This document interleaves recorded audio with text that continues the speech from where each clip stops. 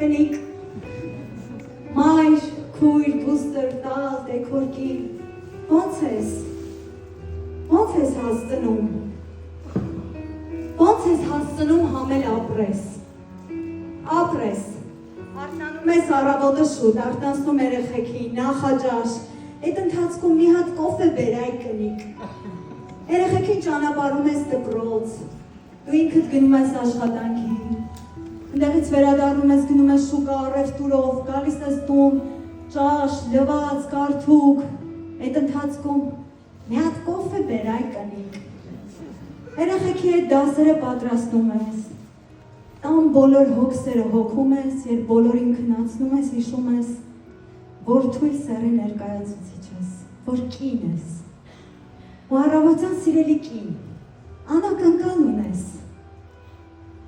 բուձելիկի զռռոցը քեզ համար է հայ կին, 6-ի բայի մայրերի չատը քեզ համար է հայ կին, դատարկ սառնարանից ճոխ նախաճաշ պատրաստելու քվեսթը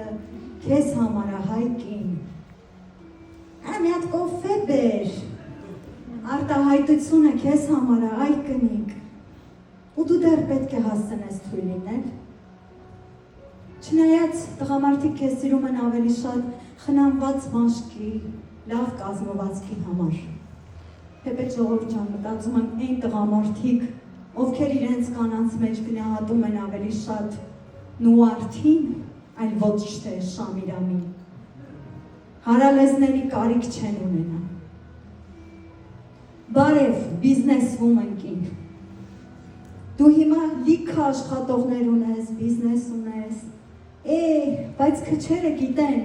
ինչ պրոբլեմներ ունես դու,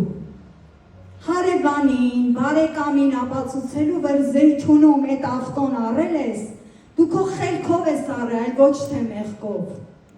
որ ընդհանրապես, եթե ամուսինը դա իր համար սուրճ սարքում, չի նշանակում, որ պատկաբլուշնիկ է, միշտ չեմ հասկացել այն տղամարդկանց, ովքեր ասում են, արա դե կնիկ դուր ավտո քշելուր, ու պլավնը մտնում են եղունգները պալյորովկա անելու, մանիկյուրին, բարև խոպանից իր ամուսնուն սպասող հայ կին, ասեց գնամ խոպան, մի քիչ աշխատեմ, քեզ երեխեքին էլ կտեղափոխեմ մոտես, 10 տարի սպասում ես, սպասի մարդը կգա էլի վաշ, ամեն հիմա ռսներն են գալիս, ինքը մնում անդեղ ինչ անի,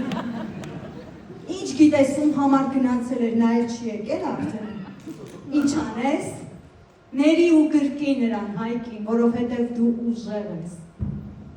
բարև Ամերիկայում ապրող հայկին, շնորհակալ եմ քեզ, որ քո հայրենիքից դուրս,